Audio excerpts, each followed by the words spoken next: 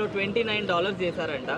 మరి దీని మీద మీ అభిప్రాయం? 320 240 పెద్ద ఏముంది అక్కడ ఈడున్న రేటే ఉంది $29 అంటే 340 80 రూపాయలు డాలర్కి 80 కదా అబ్బు 30 324 2500 2500. సో మనకడ 250 ఉంటుంది, అంతకంటే ఎక్కువ ఏం కాదు. ఆడ 2500 అంటే 250 ఉంటుంది, లేదంటే ఇంక 350. మరి 100 కోట్లు ఖర్చు పెట్టినట్టు ఆ మాత్రం చేసుకోవాలి కదా. దేవుడిది భక్తిది ప్రపంచవ్యాప్తంగా రిలీజ్ అవుతుంది, సో చేసుకోవచ్చు, నష్టం ఏం లేదు, చేయాల్సిందే. అంటే అందరూ చూసే విధంగా ఉండాలి కదా, మధ్య తరగతి కానీ చూసే విధంగా లేకపోతే రెండవ రోజే వాళ్ళు పెంచిన దానికి నష్టం ఏందో తెలిసిపోద్ది, అమ్మేట తగ్గిపోతారు వాళ్ళే.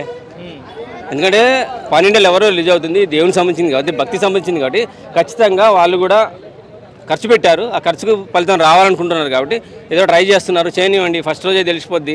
పుష్పలాగా 1600 1700 పెంచితే ఎలా అంత పెంచితే ఫస్ట్ రోజు సెకండ్ రోజు మంచి టాక్ వచ్చింది అనుకోండి, వచ్చి చూస్తారు కాబట్టి వాళ్ళకి లాభం తగ్గుతుంది. ఒకవేళ తేడా కొడితే మాత్రం ప్రభాస్ అన్న మీద నమ్మకం పెట్టుకున్నారు జనాలంతా. ప్రభాస్ అని ప్రభాస్ పాత్ర కనుక బాగుండి ఉంటే, నాకు తెలిసి శివుడి పాత్ర ఇస్తే బాగుండేది అనిపించింది, కానీ రుద్రుడు ఇచ్చారు. ఆఫ్కోర్స్ రుద్రుడైనా రుద్రతాండవం చూపిస్తాడు, శివుడు ఇస్తే ఇంకా బాగుండేది. ఎందుకంటే అక్షయ్ కుమార్ అయితే శివుడి పాత్రలో అంత పర్ఫెక్ట్గా అయితే నాకైతే కనిపించలేదు కూడా, 100% చెప్పగలను నేను. ఎవడొచ్చి కొట్టినా సరే అక్షయ్ కుమార్ అయితే నాకు సెట్ అవ్వలేదు అనిపించింది.